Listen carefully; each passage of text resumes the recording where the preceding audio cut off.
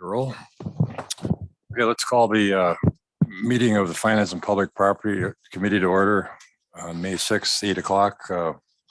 Roll call. Everyone's here except Mr. Massler is excused, and We're not hopefully sure. Steve Agamite is on his way. Yeah. But we do have a quorum. Correct. So then I would entertain a motion to adopt the agenda as published and also approve the minutes from April 8th. Also move. Second. Moved by Jeff, seconded by Virginia to adopt the agenda as published and approve the minutes. All in favor? Aye. Opposed, hearing none. Motion is carried. Public comment? Anyone here for public comment? Seeing none, we will move on to item 6, the monthly administrative reports. So Paul, you want to do the financials? We'll start.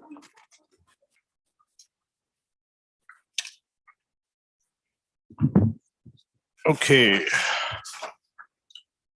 To start with, we'll start with sales tax collected. Collected in April for the month of March, 112,592, up a little bit from last year. Yeah, bringing our year-to-date to 357,886, also up a little bit from last year. It's very early to tell how the rest of the year will go. There are no no known requests for our contingency balance, so that remains at 100,000. As far as individual departments through March, there's no red flags, nobody need to worry about. But there are a couple things worth mentioning. One is coroner, because they were over budget the last 2 years. We're watching them. So far so good, but most of that is external, what cases they need to do, and that can change as it changes. So, but so far so good. Worth noting, emergency management, if you look, they have a negative revenue, and that's a timing issue where for the end of 2021, I accrue some of the revenue that they earned in 21 and was received in 22. It hasn't been received yet. That's why you see as a negative. I enter those as an automatic reversing entry, so I can do it once instead of twice. You also see a similar thing for solid waste. I had to best guess how much the revenue from the long-term care fund would be, and that hasn't arrived yet either. And if we go into the county treasurer, it looks like they're way over under budget on revenue. But again, similar to last month at the end of last year, we are required for reporting purposes to record the adjustment to market value of certain investments, and those being our long-term investments held at Schwab. And because we have bonds and CDs, mostly federal issues, as the market goes up and down, which it's been changing a lot lately, the market value on that goes up and down. So that's being reflected as we go. However, again, we have to do that for reporting purposes. However, it's an unrealized loss, and the investment policy has always been to buy it and hold it. So unless we would sell it, we're not going to realize that loss, but it's there because we have to report it.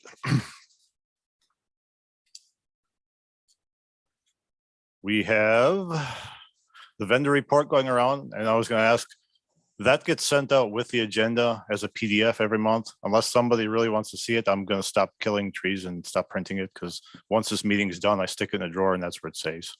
So unless there's any objections, I'll just leave it as a PDF. If anybody would like to see it, they can contact you. Yes, and I can send it. It's also on the website under the finance department. And one last note, the auditors will be here in a couple of weeks, auditing for 2021. I think it was April I went through where our projected year end was, and two things have come up since then. One being I have an invoice on my desk that may or may not belong in 2021. And there may be a grant related to it. I just have to check and make sure that's recorded correctly. And the highway department is going to have some adjustments to their inventory. The exact amount's unknown yet. That was mentioned, I believe, in the highway committee yesterday. And we're following up on that on Monday, a meeting with the auditors. There's a number of factors there, which it's the biggest one. They get a drone now to count the piles. They fly in the air, they measure the piles, and they count the yards. And they haven't done that in about 4 years. And in between there, when they do a year-end inventory, it's a guess. And obviously a drone is much more accurate. So the adjustments are going to be sizable. And the recommendation immediately was to, well, the drone only costs $3,600 to do all the inventory piles. Let's just do that at the end of each year. Too many things can change within 4 years. And they don't have a good method of measuring it other than eyeballing it. And this is an example of why that isn't quite good enough. And there are other smaller items in there, like converting from yards to tons. Was that okay? Making sure all the piles were counted and correctly identified. So we went through a lot of that, but there's going to be an adjustment. Some of that has to do with the fact that there's 4 years, I believe, between the last drone count and this, the drone measurement and this drone measurement. And because we count it now, it'll that adjustment will take place in the 2021 financials. So Paul, Yep. it's assumed that the piles are likely going to shrink. There's less in the piles than there is on the books. Yes. So you're just saying then that we would write that off. Yes, because if we don't have it, I mean, it just, Then you can't it's- make it come back. it's the first employer I had is always said it's like a tube of toothpaste. If you squeeze here, it's got to come up here. So if our inventory is lower than we think it is, well, then the expenses have to go up and vice versa. Right. So our best guess is that because they're estimating the piles, they probably guessed a little high consistently. And now when the drone counts, it's actually lower. So all those overestimates are coming home to roost, I guess. Okay. And then again, going forward, how do we not have this happen again? We have the drone count the piles. It's much more accurate. $3,600 is not a lot of money to spend when you're counting well over $1 million of bulk inventory.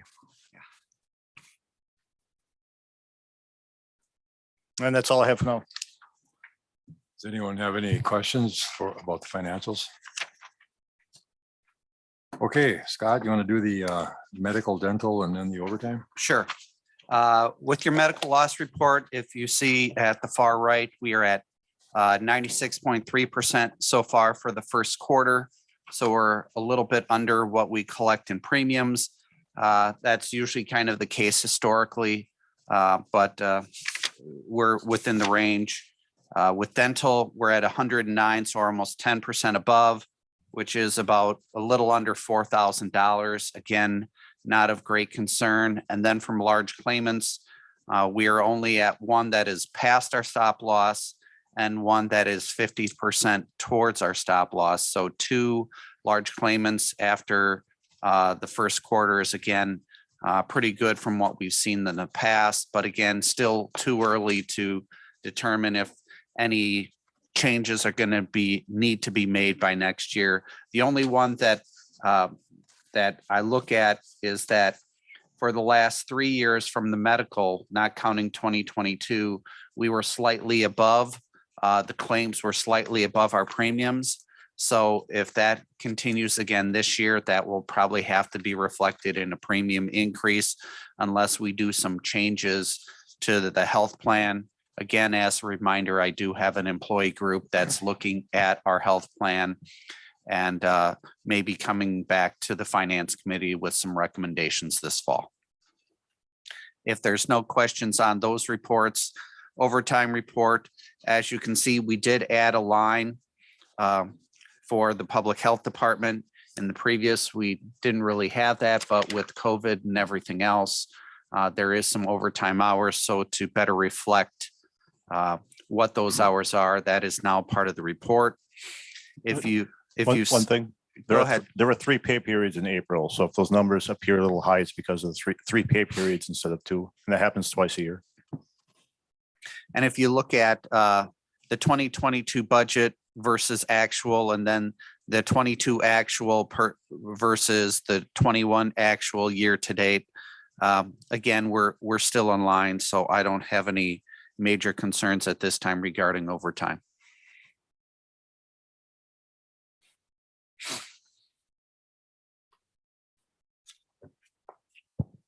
Any questions about the overtime? If not, welcome, Steve. I know. Sorry. Okay, next on the agenda, we have our esteemed county treasurer, Michelle Daxter, who will give us the good news on the first quarter of 2022. Michelle, do you have your mic on?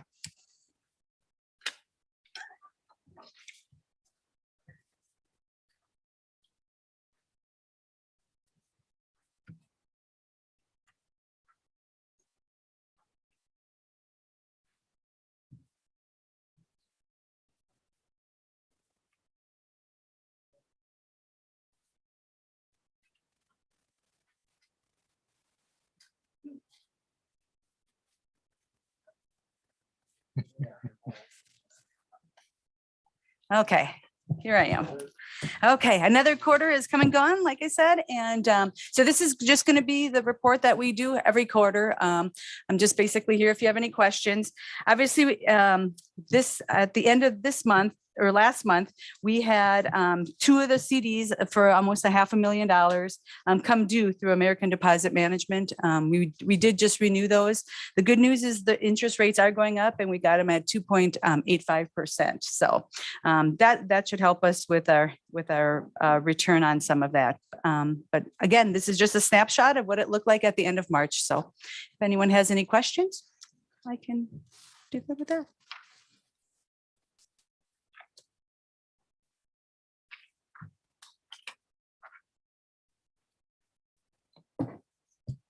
Any questions for Michelle on the quarterly report? Looks good. Good. Thanks. Thank you very much. Yeah, no problem. That was easy. That was, I like that. That's because you're efficient. That's why we don't have Yeah, any issues. that's good. Okay, moving along here. Item number 8 is a request from the UW Extension to amend their proposed or the approved 2022 budget. They've received a grant that will fund an intern for the department. They've done this in the past, and we would just have to add revenue and approve expenses to expend that money in the budget. So Paul, do you have anything else to add on that? Or? No, I think you covered it. It's the amount is I think it's $3,500, and that internal will be shared between Door and Kewaunee counties, and there will be no additional expenses to the counties for that intern. So it's a good program. I know one of our people, Carmen Hawk, was in this program a couple of years ago. It's a good program. So if I would entertain a motion to approve. I'll second. Okay, moved by Virginia, second by Jeff, to approve the amendment to the UW Extension budget, and I assume this will be coming to the board in resolution form? Yes. Okay. All in favor of the motion? Aye. Aye. Opposed? Hearing none. Motion is carried. Okay, moving on to item 9, review of financial policies and reporting. Is that you or is that Paul or is that Mostly a Paul. combination? Mostly Paul. Oh, I'll preface, sorry. The reason that this is on the agenda is, one, we do have one new member to the committee, plus it's probably thinking about it on an annual basis. Maybe we should be even just as review, making the committee aware as to what our financial policies are, what information we provide you, when we usually provide it to you. So that way you have a general idea as to what information is coming to you. And then if there is additional information, then we can talk about that. But I guess we just want for the committee to be aware of what we are providing. So that way there isn't some thought that we're keeping some super secret financial information from you. That is just not the case. So I'll let Paul start. So I'll do a quick review of what's provided throughout the year. And then we could do a quick review if there are any questions on the policies that were included in the packet. So the actual annual financial cycle actually begins in August with the budget process starting. So in August, it's mostly handing out the information to the departments, getting their requests, and then between there and September, the administrator collects all of the information, puts it together, makes sure everything balances, we're under our levy limits, and everything that needs to be is in. And it is then handed to the Finance Committee at their September meeting, as well as the board. October is available for any discussions or any amendments, and it's voted on in the November meeting. Budget amendments can happen throughout the year, and that's in a case of, like we just did, something new comes up that was not known at budget time. So a budget amendment is usually put together. The request would go through the standing committee, finance committee, and sometimes the board, sometimes not, depending on dollar amount and what the adjustment would be. Monthly reporting that we do. I frequently report on the sales tax collected. We've just had 5 years of actual history on that. What I report is actually a month ahead of what's in the financial statements. So we have the March financial statements. We also have a sales tax payment that was collected at the end of April, because it's a hot topic, I guess. And there's some unknowns as far as what we were getting for a while. I'd mentioned that each month. Contingency requests. Each budget cycle, there's 100,000 in the contingency for, again, things that come up that are unknown. Some years the requests are frequent or bigger dollar amounts. We've spent up to, I think, 80,000 ish of that. A year or two we didn't spend any of it, but it's there and it's available, and the request for that start at this committee. Our auditors are here actually on site twice a year. Once they check our procedures, once they check the actual ending numbers, they're coming up in about 2 weeks from now. They'll be here auditing the end of 2021. That report should be done and together and given to this committee usually in August. And I also invite the rest of the board to that meeting so that everybody can hear it if they want to.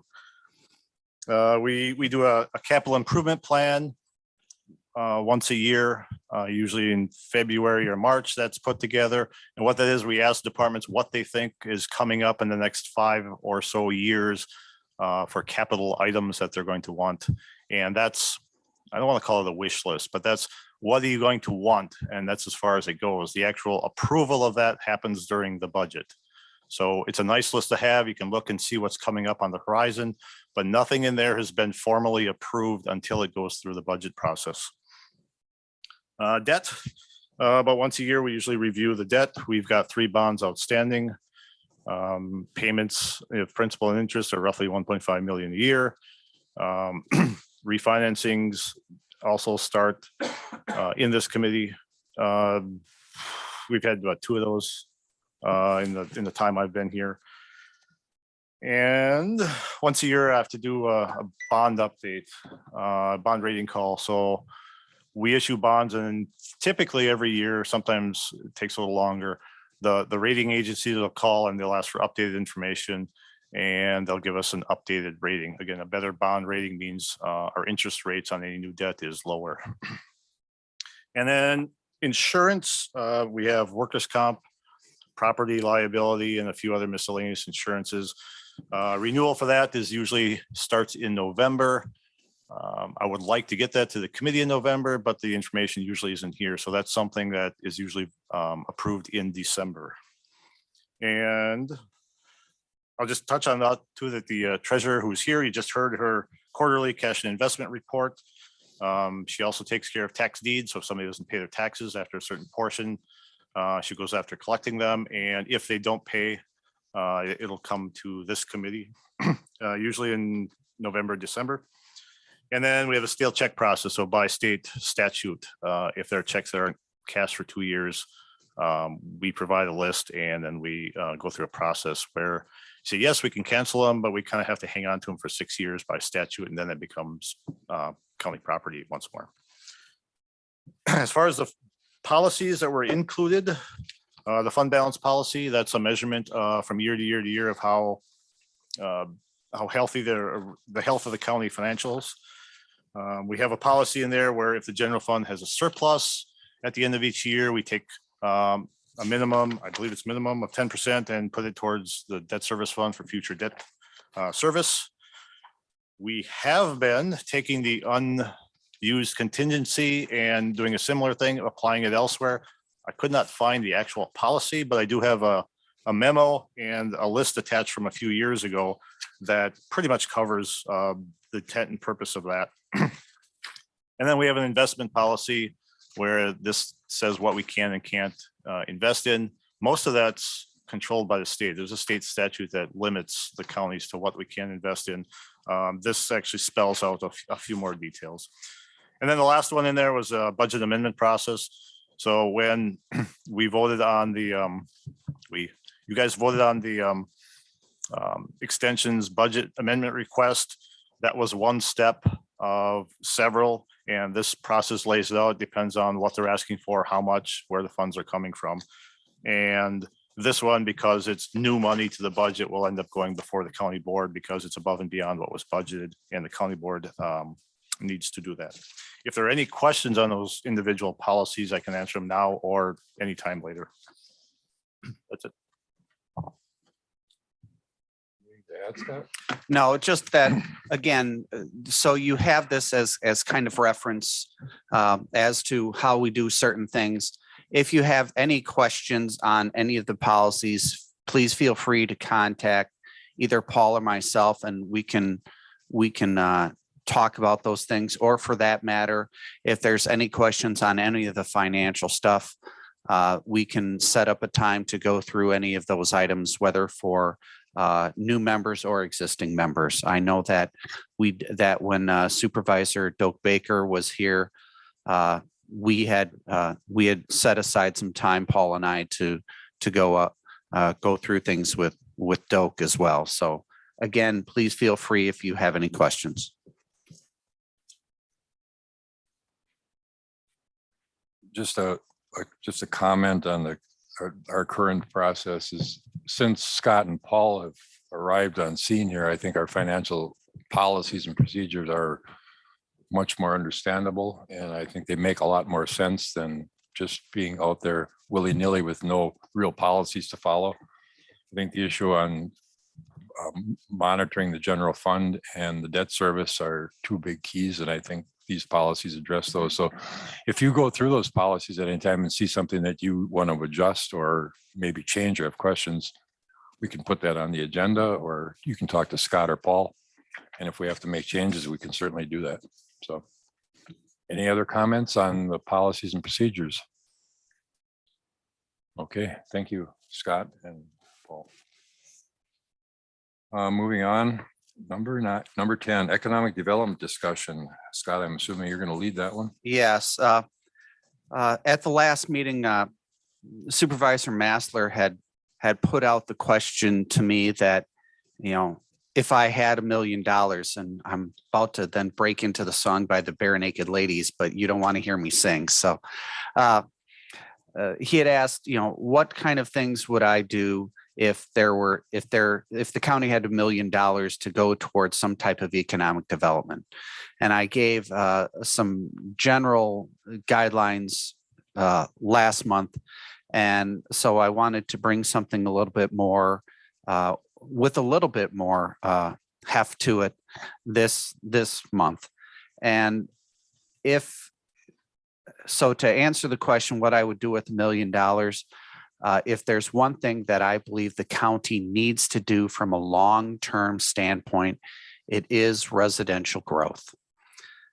We know from the census, this last 2020 census, and you could look at the 2010 census, and you could look at the 2000 census, and you could look at the 1990 census, and you could look at the 1980 census, and our population has basically hovered around 20,000 for decades. And from a governmental standpoint, from an economic standpoint, more residential development is key to having growth within our county. And residential growth provides more kids in our schools. It provides more customers at our stores, and it provides our counties and our local government more revenue. So I had put with you a packet of information that is a couple different articles from the municipality. And there's a very good one that talks about the housing that was done in Howard, which isn't that far from us, and how they've helped to spur residential development by buying and developing lots and then selling those lots to developers. And they've been able to have some very, very good residential growth at no cost to the village. In fact, they make a little bit of money from the selling of the lots. And so if we were to move forward with such a thing, and well, let me back up. So there's 2 articles from the municipality. Then there is also an article that is from the Wisconsin Public Radio that talks about a Fox Valley builder, Tom McHugh, that is trying to do residential development within the valley. And he is a builder that doesn't do just 1 or 2 buildings. 1 or 2 homes. He tries to do 10 homes at a pop. So that way he can realize savings by buying things in bulk and having those 10 homes be worked on pretty much simultaneously. So that's some information for you as well. So then the question comes down to, if we are going to do residential development in the county, where would we do it? And to me, the best places to do it are in the cities and villages. Why? Because they have the water and the sewer already installed. And so it's just the extension of lines. So I'm going to actually step away and talk loud. So what I've done is when I look at what you see, and this is, and I'm not going to do this is map of the city of Kewaunee. And so previously I had talked with folks, and where you see kind of that pink highlighter, those are kind of sketched out subdivisions that can be done. Right next to and sections of the outside city limits that the city, or the city of Algoma, there was actually one person extended out that possibly have some homes. And then you probably can't see this, but then also in the village of Luxembourg, there's some land that the village owns, which is right by rental apartments that could be extended out, and more apartments or homes could be built there as well. So if we were to do something in that respect, my recommendation would be that the county start some serious discussions with the cities and villages about going in together of purchasing and extending out street, sewer, and water to these parcels, and then try to work with the developer to develop these parcels. I know that when the government, the city or the county owns the land, the ability then to develop that land is a little bit easier. Why? Because you don't have to work on trying to have the land sold. You can work straight with the developer on what type of residential development you want and what the cost would be for the lots, those types of things.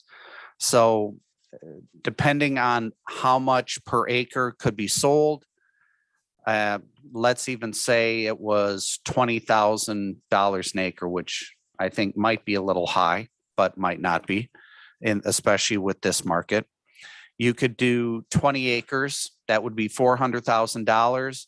You could do within 20 acres, you can usually do 2 to 3 lots per acre, because a third of an acre is kind of typical these days. You could do that. I know that infrastructure for lots these days is between let's say $35,000. So for 20 lots there, if you're talking 40 lots at $20,000, that's another 800,000. So you're talking roughly about 1.2. But I'm going to round that down to $1 million.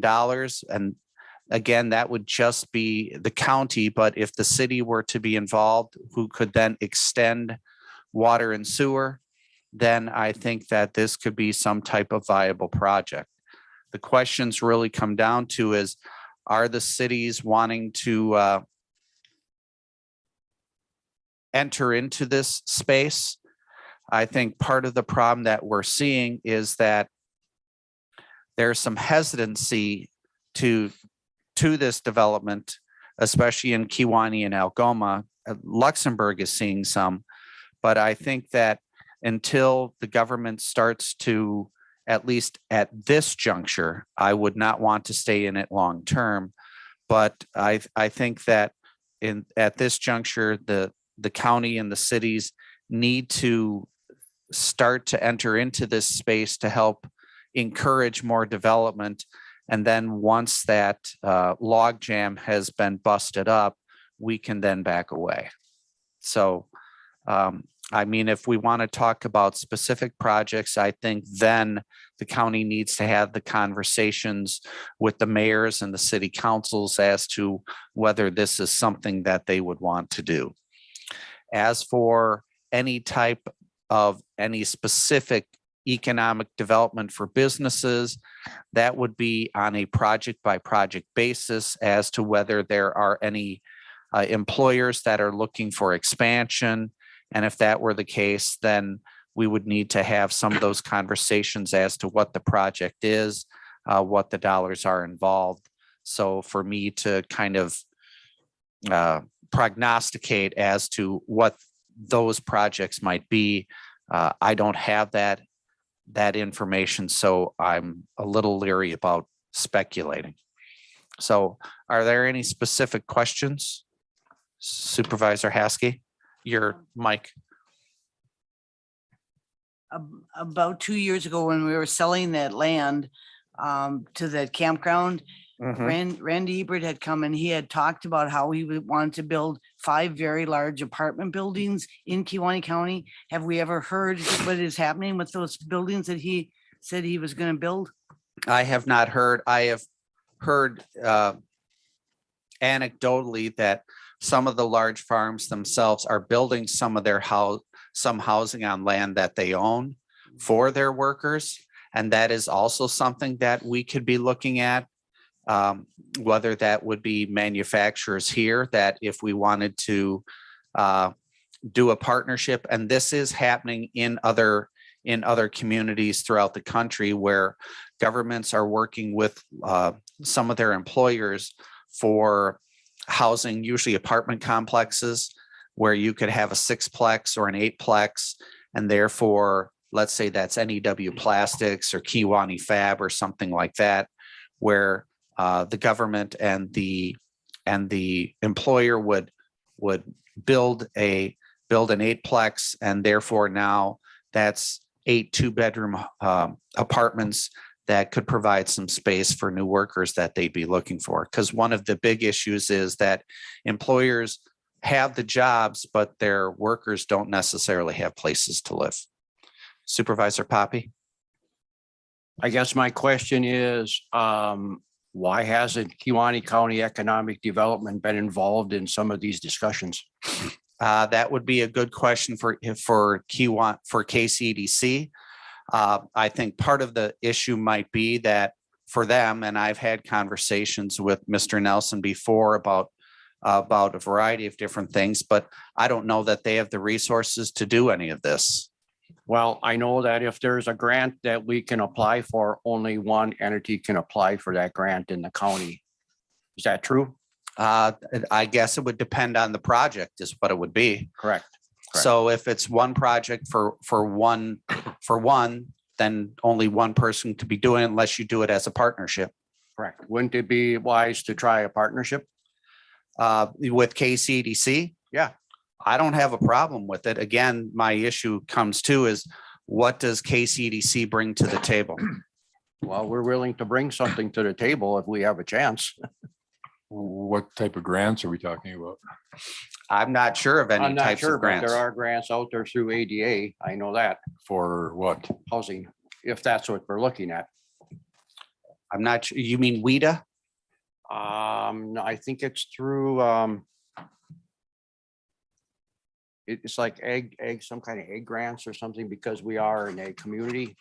Oh, USDA Yes, I'm maybe? sorry. Yes, I'm sorry. Had the wrong initials. That might be possible. And again, from my conversations, at least with Ben, he's never expressed an interest. Yeah, we're going to try to set up a meeting here very shortly.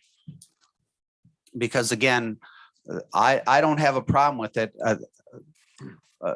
But to be fairly straightforward, the only thing I see KCEDC bringing would be the name as another partner. They don't bring any money.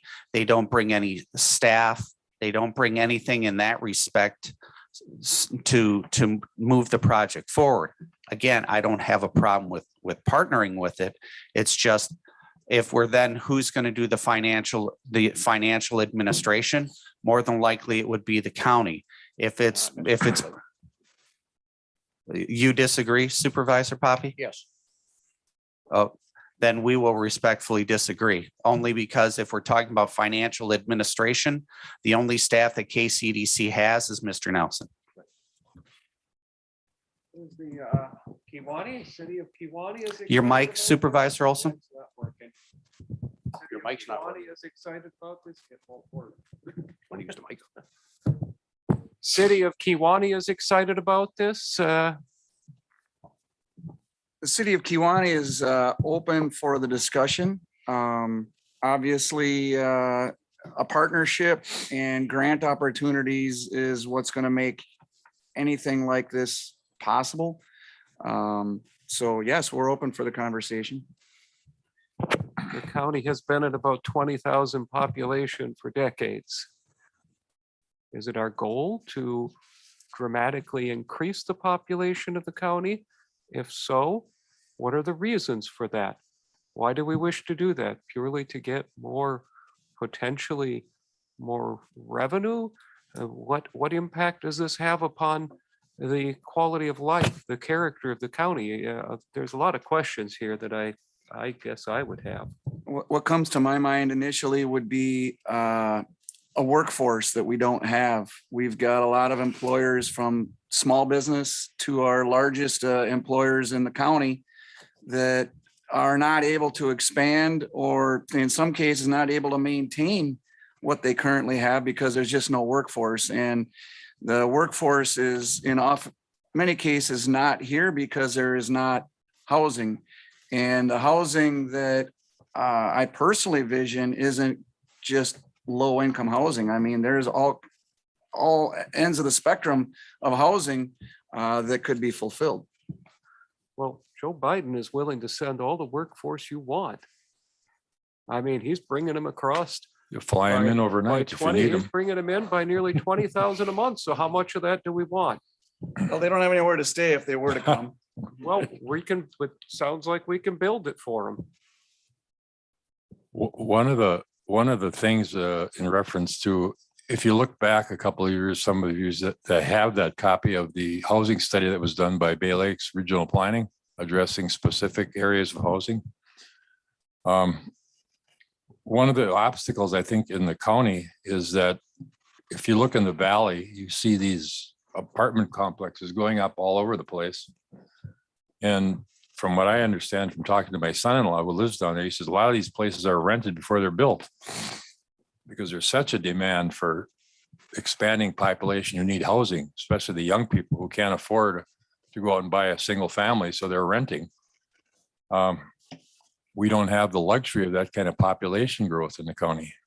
So I think it's going to be hard to attract developers unless we target a specific type of housing and find developers who are willing to basically take a risk in development. I think that's the key. If we can find developers, I think it's a great idea. But there is definitely a need for housing, especially certain types of housing, like in the Algoma area for sure. So Well, I That- think that's what just you're, one I idea. think the question you're raising, Tom, is exactly it. What type of housing would we be targeting? It's something specific. And that is going to be where you're getting the developers to buy in on it.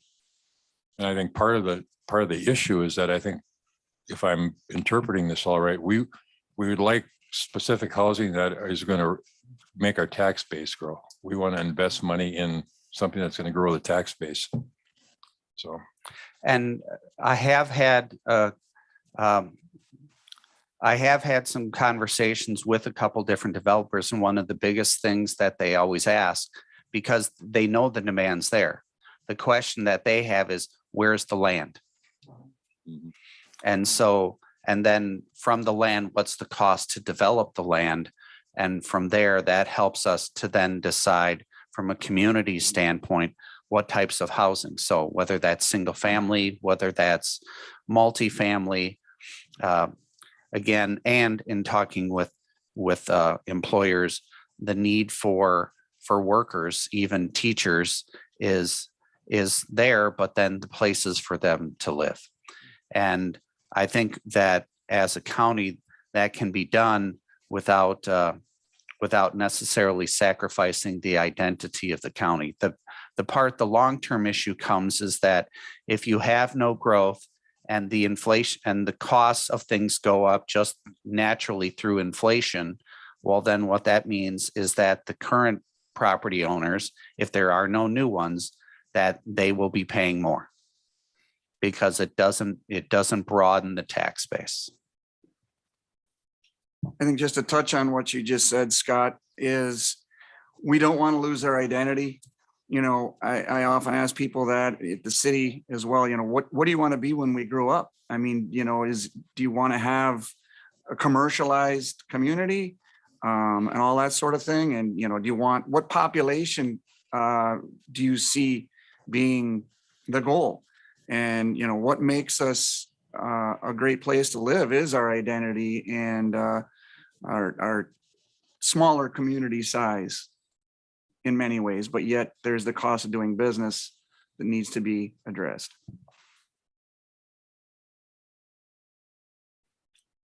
Supervisor Hess. Okay, well, Algoma's got that blighted grant thanks to the county, and we've been remodeling and tearing down things between the park and the grocery store. And initially, when they were showing it to me, it was going to be all like maybe 1 bedroom or 2 bedroom, and they were going to market to the elderly so that they could be near the churches and the grocery store and that. And they showed me a plan the other day that's one of the units now is going to be geared for family with maybe 3 bedroom units and garages. So I think they finally are seeing we need to bring some young people into Algoma, but it's getting close. They own most of the buildings that need to be ripped down now.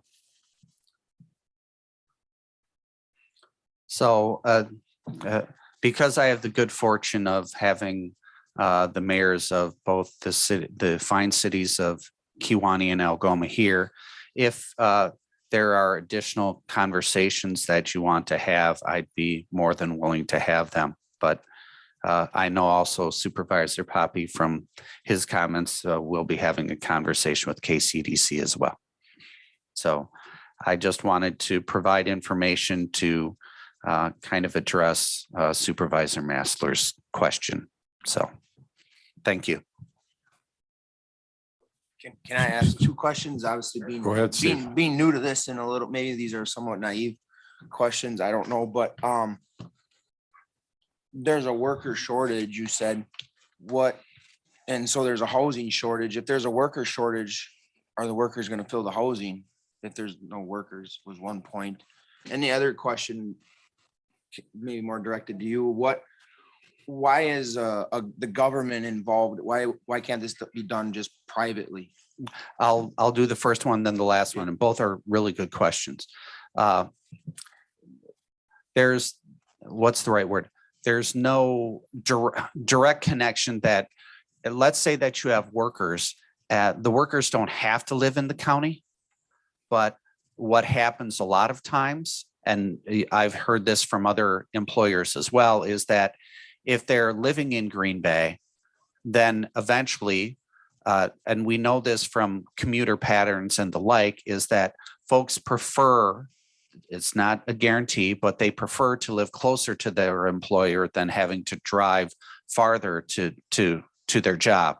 So in that respect, it's an attraction standpoint to have housing available to their next to their employer. So that's one thing that we can do to address those issues of trying to find workers for our employers. Again, is it a guarantee? No, but I would much rather have folks that are working at Kewaunee Fab living in Kewaunee County. Why? Because then if they're buying groceries or going to things, they're more likely going to do it in their community. So if our employer is within Kewaunee County, I would love to see the wages being spent in Kewaunee County. So that's one thing. The second part where you're saying, does the government have, why is the government getting involved? And that is something that is a very good question that I struggle with, because politically, I am a person that for the most part believes that government should not get involved in the private sector as best it can. But there are times within the private sector where there are roadblocks or there are struggles. And I'll give a perfect example: broadband. When was that now? 3 years ago? 3 years ago, the county was not involved in trying to get improved broadband to the county. And philosophically, you could say, why is the county getting involved in broadband? That's the private sector. And that is an absolutely valid and true statement. It is the private sector. But there are times that, whether real or perceived, that there are roadblocks for development to come into the county. And therefore, I believe that government at times can come to assist and either move away those roadblocks or go over those roadblocks to have that type of development. Now I'll just slightly turn that question slightly and to say this: if people believe that government is not involved in development, housing development, or even business development, they're sadly mistaken.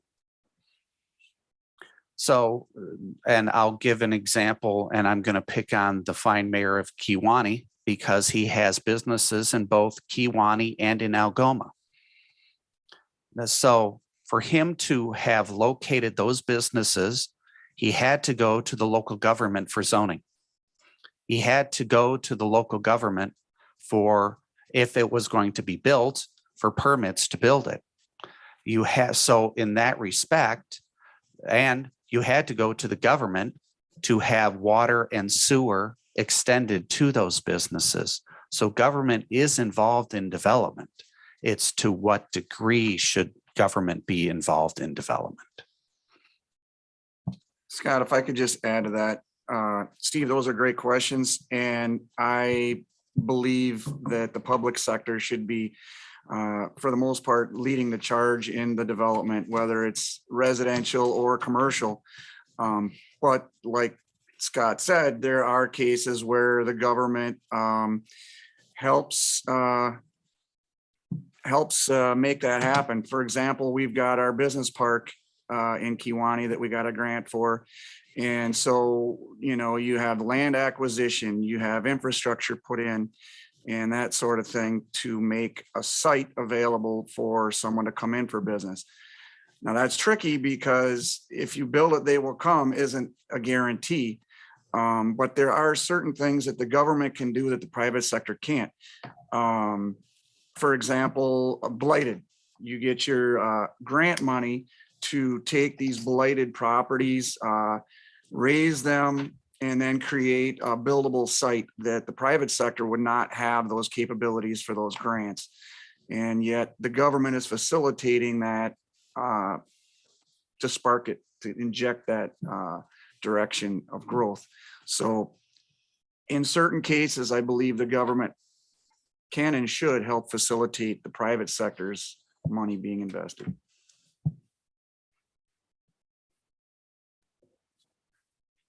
Virginia? One of the issues that we basically have in Algoma, all the places where you would think you could build houses are all agricultural right now, and they have no desire to break it up into lots. But you know, when you go out on 54, there's many acres that, you know, we could put up a lot of houses, but if the land's not available and they're not willing to work with the city to make it into lots, we can't do a whole lot about that. And you look at this map, almost everything where it's the big areas are all ag right now in Algoma yet. And the people that farm them within the city are getting more for rent than they're, per we talk- acre to rent them for farmland, but When we talk that's about, beside the point. we talk about what we want to be when we grow up. We are grown up. We're an ag community. We're an ag community with small towns. And, again, what is wrong with that? Yeah. So I don't understand the problem. I don't understand this solution to a problem that I'm not entirely convinced exists. I'll go with a couple different things. And I understand about identity. I do. I'm trying to look, if you're trying to look at it right now, let's talk this through for a moment. So let's take a community. It doesn't matter whether it's Algoma, it doesn't matter whether it's Kewaunee. So you have a number of folks that would like to live here, but there's no housing, so they can't. That isn't necessarily wrong. If we're saying that if those communities only want to be of a certain size and therefore no more housing as a community, you don't want to build additional housing, then that is completely the choice of that community and the landowners that live within that community. In that same respect, and this is to me the bigger issue, comes down to businesses that possibly locate here. If you look at an NEW Plastics, if you look at a Kewaunee Fab, if you look at a Volrath, if you look at those types of folks, and they need workers. If they can't find the workers because the population is not large enough for them to support having workers at those facilities, then they will move elsewhere. And usually in small communities, your large employers are a major factor in the fiscal health of your community. Therefore, while it may not happen right now, but to a certain degree, some communities are already experiencing that. Algoma lost the hardwoods, but at that time, there was still enough folks and enough employers that were able to have those jobs filled. What would be the effect if WS Packaging, Multicolor were to move?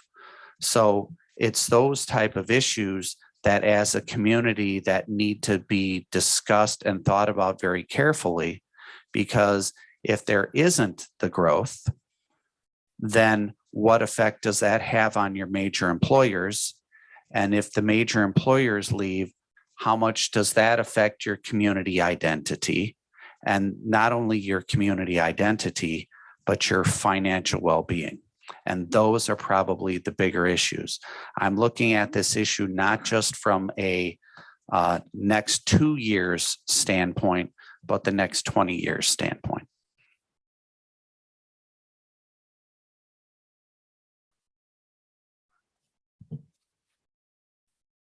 Thank you, Mr. Chair. Any other comments on this issue? Otherwise, I'm assuming from what I'm hearing that there's going to be in the next month or two, some discussions between the county, the cities, and KCDC on this issue, and it'll come back to us to see if it's something that we should continue to pursue or really dig into. Or if there is interest from the communities and there is interest from KCDC, and therefore that interest, then that would be brought back to the committee for further discussion.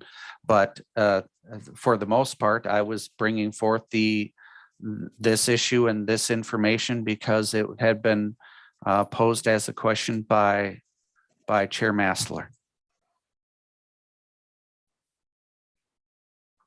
Okay. So then we'll leave it at that for now. Anything else on that issue? If not, we'll move on the agenda. Everyone has had an opportunity, if you didn't or did, to look at the vendor payments. We don't have to take any action on those, but those are out there. I think there's a list circulating somewhere if you need to look at it. We will need a motion to approve the supplemental payroll as presented. So moved. Moved by Virginia, second by Steve to approve the supplemental payroll as presented. All in favor? Aye. Opposed, hearing none, motion is carried. Any other matters to come before the committee as authorized by law? Scott, Paul, you have anything? Anybody else on the committee? Okay, next meeting is set for June 3rd, 8 o'clock, which is okay. We've had a request from the Highway Committee to meet a couple minutes before the next county board meeting. We've received a bridge petition from the town of Lincoln that needs to have action on it. And there'll be a resolution coming for the board. So could we meet at 5:45? It'll take 5 minutes. 15 minutes before the regular county board meeting. So 5:45 to act on that petition. May, is it the 17th? Let me look. May 17th.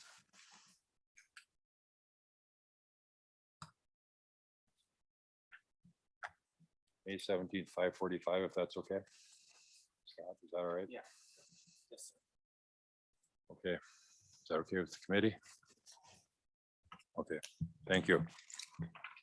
If there's nothing else, I would entertain a motion to adjourn. Moved by Jeff, second by Virginia to adjourn. All in favor? Aye, opposed, hearing none. We are adjourned at 8:58. Tom, even though this has absolutely nothing to do with this committee, I just want to put the word out